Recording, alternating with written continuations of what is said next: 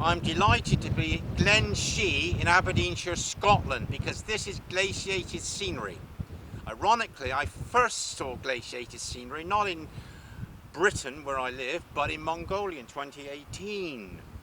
And I've subsequently visited the Vale of Neath, which I realised was the glaciated valley closest to Burnham-on-Sea, Somerset. Well, here it's the best ever because you've got nearly everything in one shot.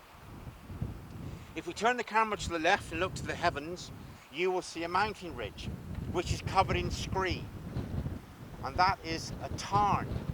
There is a lake behind that ridge. Now that scree up there has been ripped from the rock side.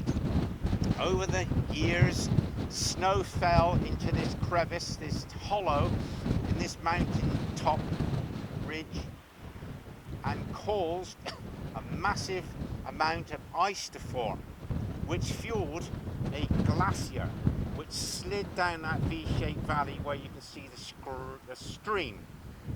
The ridge up there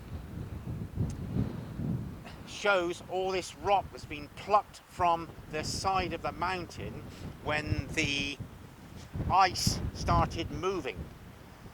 The subsequent winters and snowfall with greater volume of packed ice caused the weight to increase, which drove and fueled the glacier for years. And as we pan the camera down, there's evidence of a lake up there by the stream. That lake is called a tarn. And if there's another tarn the other side of the mountain ridge, or a third one, the point is called an arête, which a famous one is the Matterhorn.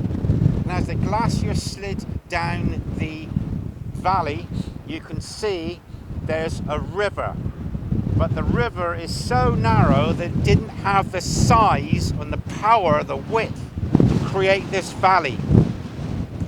And children in GCSE are told that before the glacier came out of V-shaped valley, and when the glacier has disappeared, it's left a U-shaped valley. And the U-shaped valley, if you look on the right hand side of it, you will see the scree where the glacier is ripped out the rock. And then you've got a road there and a river. And if we turn the camera right down here and point, you will see the boulders. And this is moraine.